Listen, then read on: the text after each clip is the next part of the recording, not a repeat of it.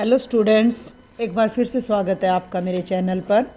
आज हम कक्षा 8 के लिए गणित विषय के NAS के अभ्यास के लिए कुछ प्रश्न करेंगे, जिससे आपको इनका अभ्यास होगा और आप अपने अगले प्रैक्टिस सेट की तैयारी कर पाओगे।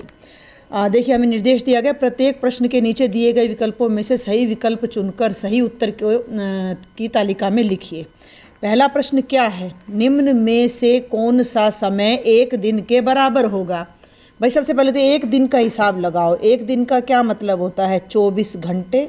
ठीक है भाई, तो अब हम फटाफट से सारे ऑप्शंस देखते हैं।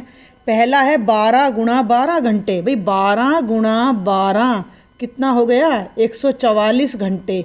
ये तो एक दिन के बराबर नहीं हुआ, तो हमारा पहला ऑप्शन रॉन्ग हो जाएगा। ये हमारा ऑप्शन नहीं है। ठीक है भाई, आगे बढ़ते हैं। दूसरा ऑप्शन ध्यान से देखें तो 24 गुणा 60 मिनट। भाई मैंने अभी आपको बताया कि एक दिन में 24 घंटे होते हैं और एक घंटे में क्या होता है? एक घंटे में 60 मिनट होते हैं। तो 24 घंटे को अगर मैं मिनट में बदलूं तो ये हो गया 24 गुणा 60 मिनट। ठीक, इसका मतलब ये जो उत्तर हमें दिया गया है ये 24 घंटे के ही तो बराबर है। घंटे को ही तो मिनट में बदल दिया गया है। इसका मतलब हमारा राइट ऑप्शन ये बी हो जाएगा। तो बाकी को हमें देखने की कोई ज़रूरत ही नहीं है, तो हमारा सही उत्तर हो जाता है बी भाग। अब हम देखते हैं दूसरा प्रश्न, घटाएं। बहुत ही आसान प्रश्न, अगर आप ध्यान से देखो तो प्रश्न नंबर 2, 5x बटे 8 घटा 3x बटे 8। भाई दोनों का जो डिनोमिनेटर है, जो हर है, समान है। और समान हो तो वैसे लघुत्तम लेने की ज़रूरत ही नहीं है, फिर भी हम 8 को यहाँ लघुत्तम ले लेते हैं। तो 8 से 8 कट गया तो यहाँ बच गया 5x, माइनस का चिन्ह लगाया। फिर 8 से 8 कट गया तो यहाँ ऊपर क्या बचा? 3x। अब भाई 5x में से 3x गया। भाई x को अगर आप एक पेन मान लो, आप ऐसे समझो कि 5 पेन घटा 3 पेन, यानी 5x घटा 3x, तो ये हो गया 2x बटे 8। अब ऊपर 2 है, नीचे 8 है, दोनों सम संख्याएं हैं तो कट जाएंगी। 2 एकम 2, 2 चौके 8। एक को x से गुणा करोगे, ऊपर x रह जाएगा और नीचे 4, और हमारा उत्तर आ रहा है x बटा 4। तो हम देखते हैं कि ये सही ऑप्शन हमारा कहाँ है। तो ये है हमारा डी, सही ऑप्शन x बटा 4। ये है बेटा प्रश्न संख्या 3। ABCD एक चतुर्भुज है। ये देखो यहाँ दे रखा ABCD एक चतुर्भुज है। एक अन्य चतुर्भुज PQRS है ABCD के बराबर आकार का, बिल्कुल ऐसा ही। तो बिल्कुल ऐसा ही चतुर्भुज हम यहाँ पर बना लेते हैं, जिससे हमें अपना सवाल को थोड़ा समझने में आसानी हो जाए। तो P, भाई ABCD, तो A वाले शीर्ष को P नाम देंगे, B वाले शीर्ष को Q नाम देंगे। तो P यहाँ B है तो यहाँ Q, यहाँ R और यहाँ S। ठीक है, हो गया। यदि कोण P एवं कोण S की माप 80 डिग्री है, कोण P का माप भी 80 डिग्री है और कोण S का माप भी 80 डिग्री, और ये दोनों चतुर्भुज बिल्कुल बराबर हैं, बिल्कुल बराबर हैं। इसका मतलब ये भुजा इसके बराबर पाएगी।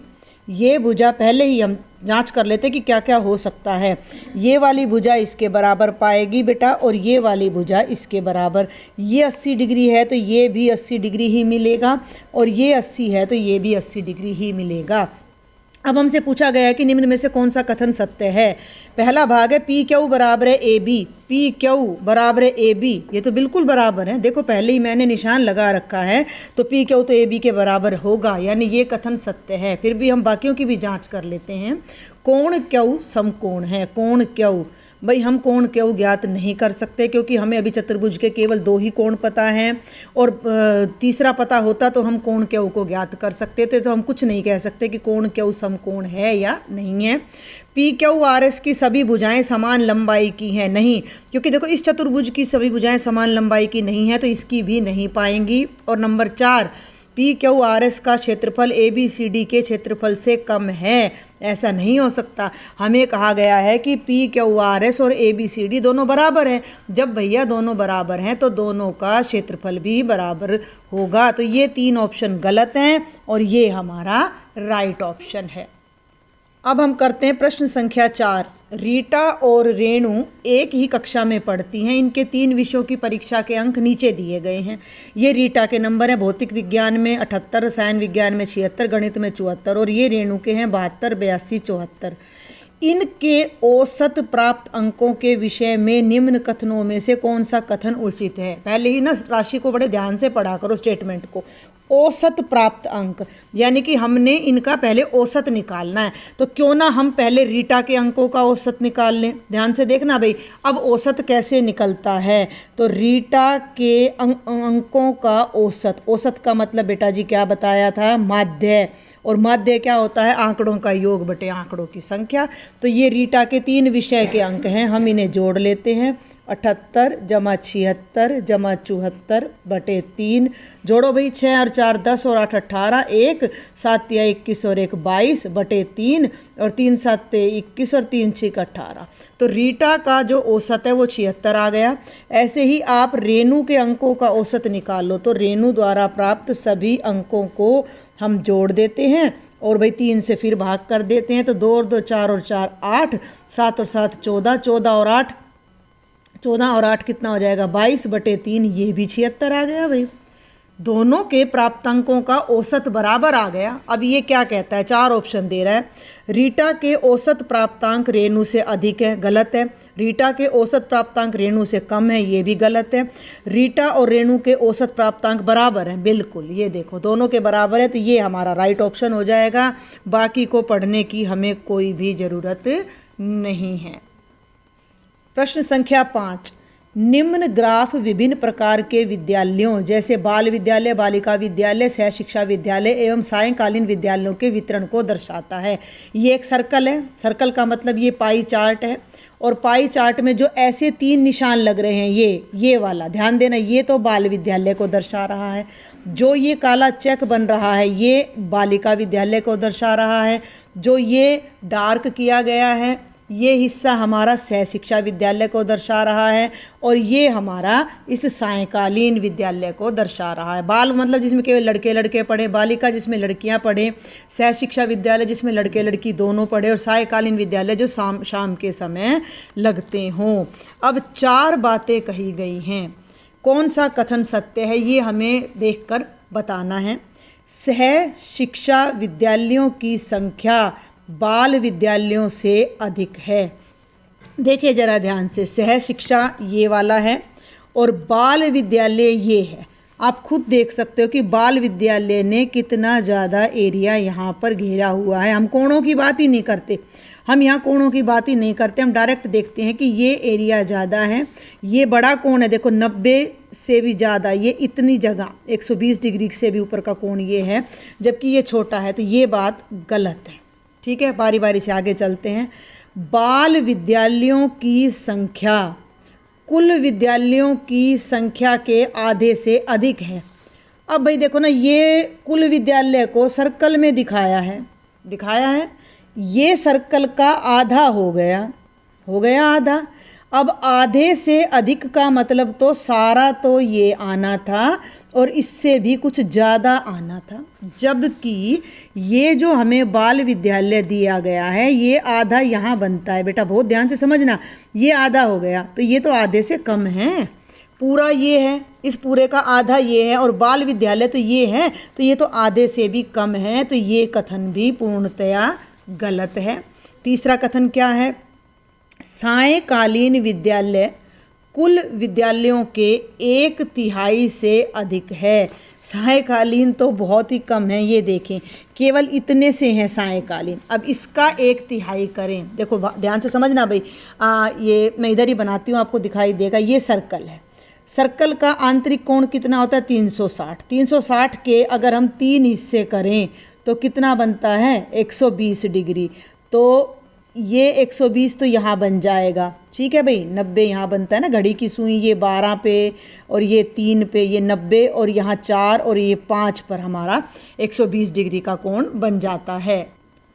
5 पर नहीं, या 4 पर हमारा 120 डिग्री का कोण बन जाता है, ठीक है। फिर 1 2 3 4 फिर ये बन जाता है। तो 1/3 तो एक तो ये हो जाएगा, एक ये हो जाएगा और एक ये क्या कह रहा है कि पूरे विद्यालय के 1/3 से ज़्यादा है, तो ये कथन भी हमारा गलत है, क्योंकि ये तो 1/3 से भी बहुत कम है, ये तो 1/4 से भी कम है। 1/4 सर्कल के 4 बराबर हिस्से करो तो ये तो 1/4 से भी कम है, 1/3 से ज़्यादा कैसे हो जाएगा। आगे देखते हैं, बालिका विद्यालयों और सह शिक्षा विद्यालयों की कुल संख्या बाल विद्यालयों की संख्या से अधिक है। वैसे तो 3 ऑप्शन गलत हो लिए, तो सही यही बचता है, फिर भी हम इसकी पड़ताल कर लेते हैं। बालिका विद्यालय कौन से हैं, ये डार्क वाले हैं, तो ये तो सारे बालिका विद्यालय हो गए। सह शिक्षा विद्यालय कौन से हैं, ये सारे हैं, तो ये अगर आप देखो तो ये लगभग हमारा आधा बन रहा है। तो कुल बाल विद्यालयों से अधिक है, तो बिल्कुल अधिक है, क्योंकि बाल विद्यालय जो हैं वो आधे से कम है, और अगर हम इसको मिलाते हैं तो ये वृत्त का व्यास बनता है, तो व्यास बनता है तो पूरा आधा वृत्त इन दोनों विद्यालयों के बच्चों से भर गया है, और ये आधे से कम है, तो ये कथन हमारा बिल्कुल ठीक है। प्रश्न संख्या 6, निम्न में से कौन सी सूची संख्याएं अधिकतम से निम्नतम में क्रमबद्ध हैं, यानी सबसे बड़ा, फिर उससे छोटा, फिर उससे छोटा, फिर उससे छोटा, यानी अवरोही क्रम में, यानी कि डिसेंडिंग ऑर्डर में। हमने इसको बताना है कि अवरोही क्रम में कौन सी संख्या है।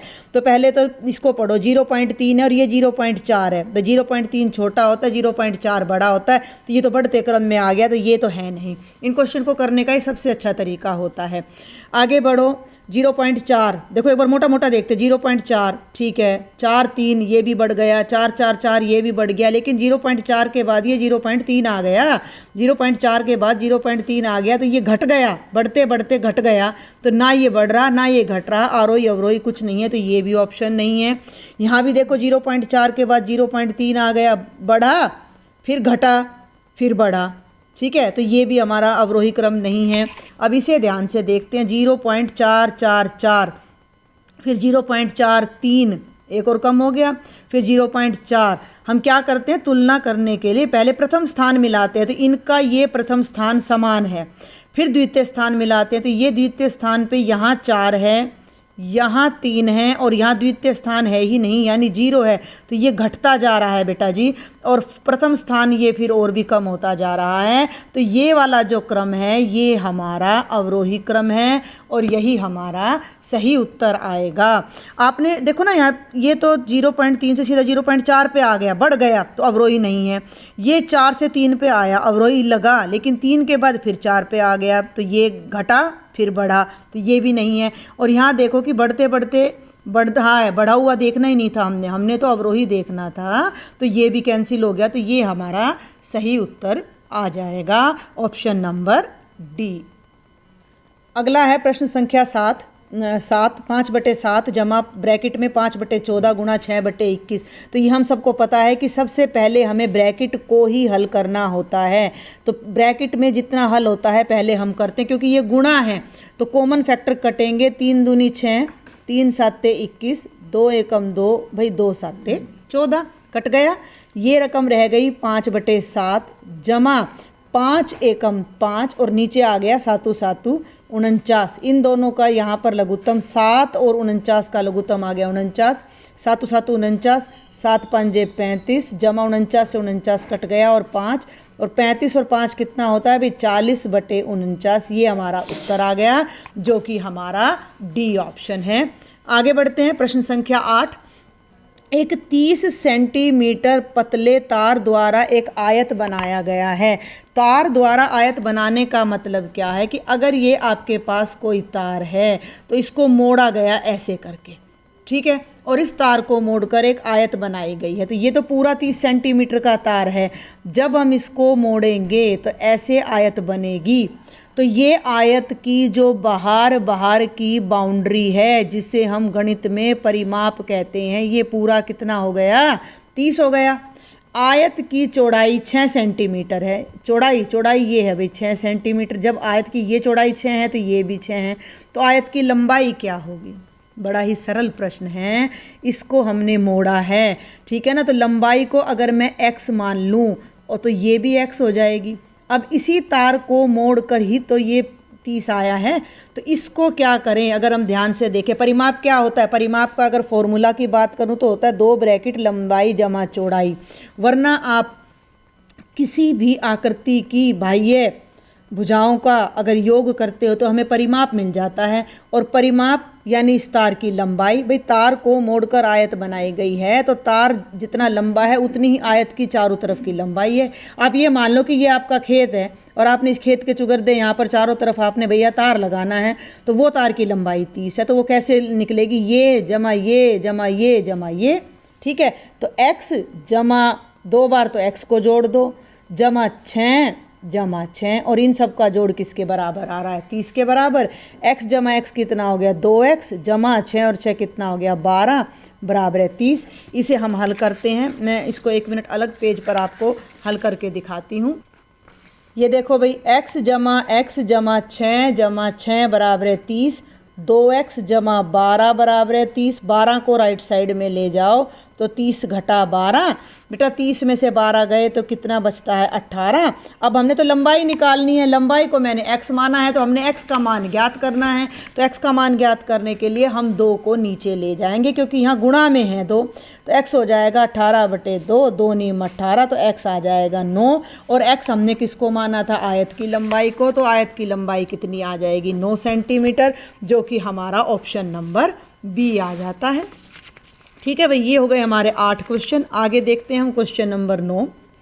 एक नया पुल बनाया गया जिससे एक बस द्वारा एक शहर से दूसरे शहर जाने में लगने वाला समय 50 मिनट से घटकर 40 मिनट हो गया। भाई एक पुल बना दिया, ये एक शहर था, ये दूसरा शहर था। पहले लोग यहाँ से घूम फिर के जाया करते थे, ठीक है। अब दोनों शहरों के बीच ये डायरेक्ट पुल बन गया, तो पुल पे से जाने में लग रहे हैं 40 मिनट।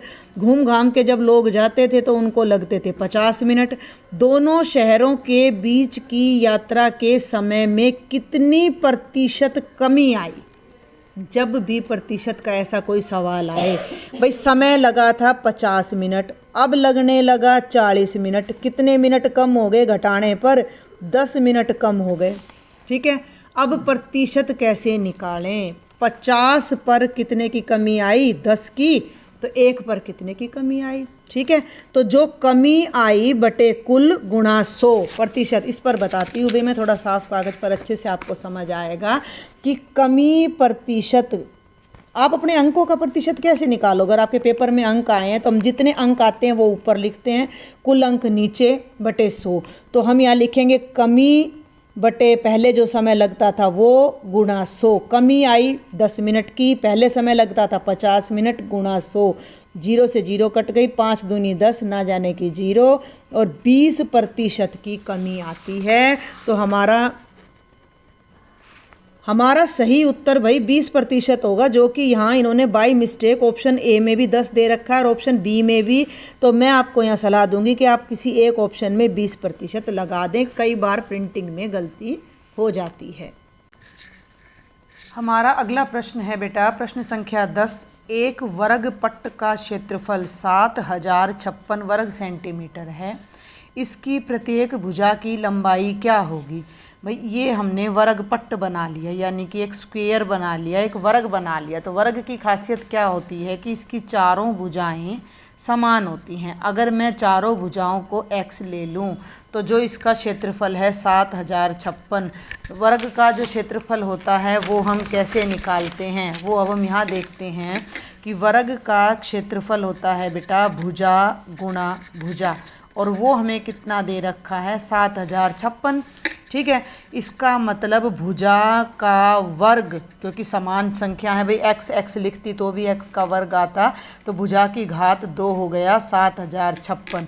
अब हमें वर्ग की भुजा बतानी है, तो वर्ग की भुजा बताने के लिए हमें दोनों तरफ क्या करना है? यहाँ पर वर्गमूल कर देना है। तो हम जब हम 7056 का वर्गमूल करेंगे तो हमें वर्ग की भुजा ज्ञात हो जाएगी। तो ये हो जाएगा 7056 का वर्गमूल, ठीक है भाई। तो वर्ग के निशान से तो ये कट जाएगा, तो भुजा हमारी असल में क्या आएगी? 7056 का वर्गमूल। अब भाई हम 7056 का वर्गमूल देखते हैं। चाहे तो आप अभाज्य, अब हम 7056 का वर्गमूल देखते हैं भाई। चाहे तो आप अभाज्य गुणनखंड से निकाल सकते हो और चाहे तो लंबी विभाजन विधि से भी आप निकाल सकते हो। तो हम लंबी विभाजन विधि से देखते हैं, तो 2-2 के हम ऐसे टुकड़े बना लेते हैं, और 70 लिखा हुआ है तो हम समान संख्या आठू आठू 64। ये देखो समान संख्या पर हम इसको चलाते हैं तो आठू आठू 64। 10 में से 4 गए 6, 6 में से 6 गया 0, और अब ये पूरा जोड़ा 56 हमने उतारा, और 8 और 8 को इन दोनों को हम जोड़ देते हैं तो हमारा ये बन जाता है 16। अब 16 के साथ हमने ऐसी संख्या लिखनी है, जैसे एक लिखा तो 161 को 1 से गुना करें और ये आ जाए, तो 16 के पहाड़े को 65 तक ले जाओ भाई, तो 16 चौके होता है 64। तो क्यों ना हम 16 के पीछे 4 लगाकर 4 से गुणा करें, तो 4 चौक 16 हासिल पाई 1, 4 छिक 24 और 1 25, और 4 एकम 4 और 2 6, 656 आ गया। यानी कि अगर मैं यहाँ 4 लगाऊं, यहाँ भी 4 लगाऊं और 4 से इसको गुणा करूं तो 656 आएगा, और 656 में से 656 गया तो शेषफल 0 हो जाएगा। यानी कि हमारे पास 7056 का जो वर्गमूल है वो कितना आ जाएगा, 84 आ जाएगा। तो हमारी जो वर्ग की भुजा है वो 84 सेंटीमीटर हो जाएगी, क्योंकि हमारा क्षेत्रफल भी से वर्ग सेंटीमीटर में दे रखा है। तो बेटे हमारा सही उत्तर हो जाएगा ऑप्शन नंबर बी।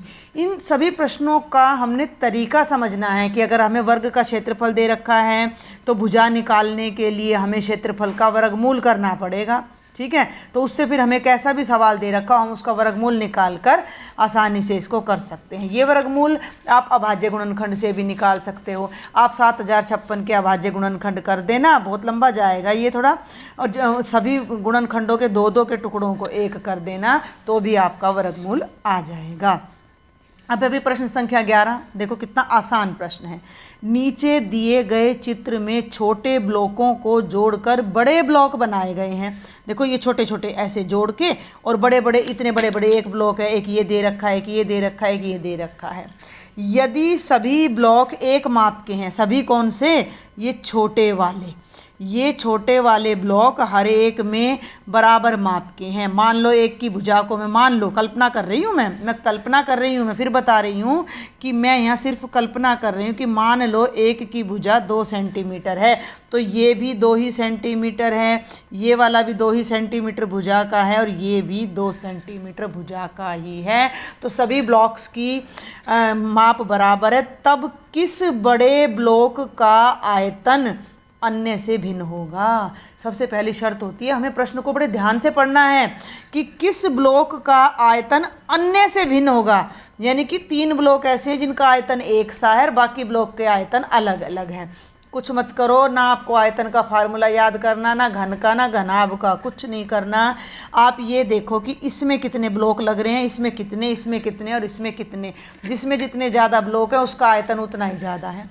अब ये देखो 1 2 3 4, 4 तो इस तरफ लग रहे हैं, 5 6, हाँ ठीक है भाई, ये पूरा एक है 6, एक इसके पीछे है 7 और एक इस 5 के पीछे, तो इसमें तो लग रहे हैं भैया 8 ब्लॉक्स।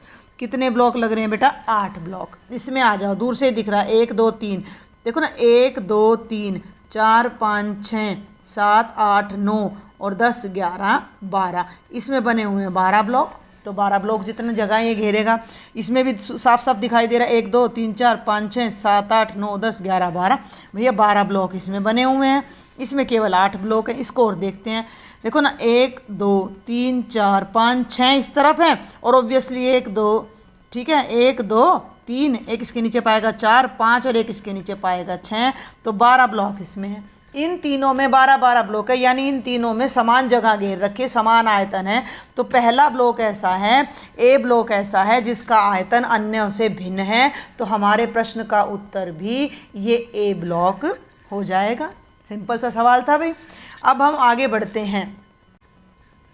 अगला प्रश्न है हमारा 12वां प्रश्न। रवि के पिता की आयु, रवि के पिता की आयु रवि की आयु की 3 गुना से 5 अधिक है। एक तो सिंपल सी बात है भाई, पिता बड़े होंगे या रवि बड़ा होगा। पहली बात तो पिता बड़े होंगे, तो पिता की आयु रवि की आयु की 3 गुना है। यानी जितने साल का रवि है उसको 3 से गुणा कर दो, और उससे 5 अधिक है। अधिक का क्या मतलब होता है भाई, अधिक का मतलब होता है जमा करना, यानी उसमें 5 जोड़ दो। ठीक है, यहाँ तक बात समझ आई। जितने साल का रवि है, ये हो गए भाई पिता, ठीक है, और जितने साल का रवि है उसको 3 से गुणा करके अगर हम 5 जोड़ दें तो पिता की आयु आ जाती है। आगे मेरी बात समझ में। पिता की आयु है बराबर है रवि की आयु गुणा 3 जमा 5। ठीक है भाई।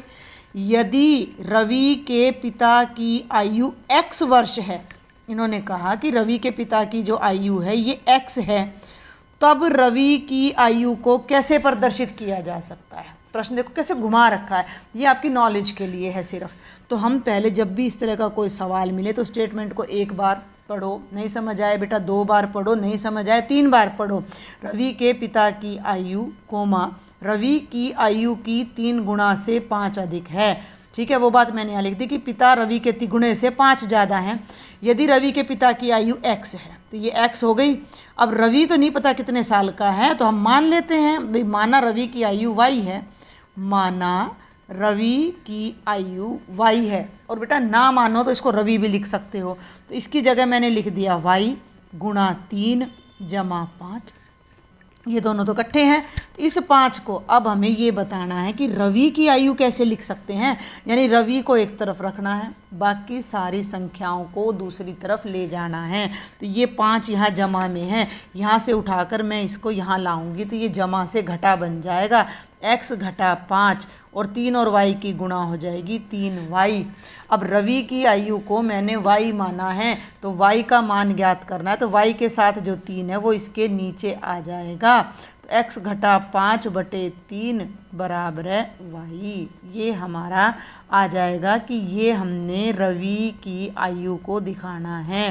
कहने का अर्थ क्या है, अब मैं इसे शब्दों में कैसे बोल सकती हूँ कि रवि की आयु पिता की आयु के 5 कम से पिता की आयु उसमें से 5 कम करके 3 से भाग करने पर आती है, या पिता की आयु के 5 कम का 1/3 है। तो आपने इतनी गहराई में नहीं जाना, अभी आपने सिर्फ इतना समझना है कि पिता की आयु थी रवि की आयु का तिगुना जमा 5, पिता की आयु x ली, रवि की आयु हो गई y गुणा 3 जमा 5। 5 को मैं इधर ले गई, x घटा 5 बराबर है 3y, y को यहीं रखा, 3 नीचे आ गया, तो ये है x घटा 5 बटे 3। और ये हमारा राइट ऑप्शन है बी, क्वेश्चन नंबर 12 का। ये हमारे अंतिम 3 प्रश्न हैं। नीचे दिए गए दंड आरेख से वे महीने ज्ञात कीजिए जिनमें बिजली की खपत का अंतर 30 मेगावाट है। ठीक है भाई, बहुत ही आसान है, दंड आरेख है। ये नीचे तो महीने हैं यानी जनवरी, फरवरी, मार्च, अप्रैल, मई, और ये बिजली की खपत है मेगावाट में बिजली की खपत। हम जरा देखते हैं जनवरी कहाँ जा रही है, यहाँ जा रही है, तो इसके सामने क्यों ना हम यहाँ लिख लें, ये कितना है 40। तो जनवरी में जो बिजली की खपत है वो 40 मेगावाट है। क्लियर। फरवरी किसके सामने है भाई, निशान लगा लो ऐसे, तो फरवरी में खपत कितनी है 30। मार्च में खपत कितनी है, दूर से ही दिखाई दे रहा है 50। अप्रैल में खपत कितनी है 60। कैसे किया ये समझ आ रहा है ना। हमने ऐसे बिल्कुल देखो, ये मैं ढक के दिखा रही हूँ, फूटा नहीं है अभी, तो यहाँ से बिल्कुल इसको सीधा लिया, ये हमारा अप्रैल है, अप्रैल का ये लिया और बिल्कुल ऐसे रखा और सीधा लिया, तो ये 60 को जाके छू रहा है, तो बिल्कुल सीधा 60। तो अप्रैल में 60 मेगावाट की हमारी खपत होती है, ये 50 मेगावाट की, ये 60 मेगावाट की। और मई में अगर मैं चेक करूं तो मैं मई की सीध में ले गई, तो बेटा मई में भी जनवरी जितनी ही खपत हो रही है 40 मेगावाट। ये हमने एक बार रफली लिख लिया। अब हमारा असली प्रश्न क्या है, वे महीने दो हैं, ऐसे कौन से 2 महीने हैं जिनमें बिजली की खपत का अंतर 30 है। सबको देखो बारी बारी से, 40 से 30 का अंतर हो तो 70 होना चाहिए, तो 70 तो यहाँ कहीं है ही नहीं। 40 और 30 में तो 10 का फ़र्क है, 40 और 50 में भी 10 का फ़र्क है, 40 और 60 में 20 का फ़र्क है, 40 और 40 बराबर है, तो छोड़ दो इसको। 30 और 50 में 20 का फ़र्क है और 30 और 60 में 30 का फ़र्क है।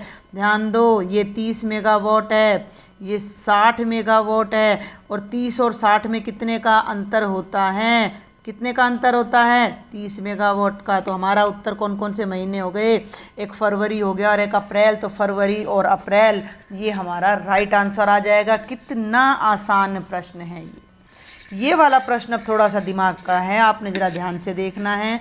नीचे दी गई संख्या रेखा को देखो भैया, ये संख्या रेखा देख ली, क्या देखें ध्यान से देखो, ये 0 है, ठीक है, ये जीरो के राइट में कोई नंबर है क्यू, तो ये नंबर धनात्मक है, ये बात आपने ध्यान रखनी है। और ये नंबर इधर जीरो के लेफ्ट में है पी, तो ये हमेशा ऋणात्मक होगा।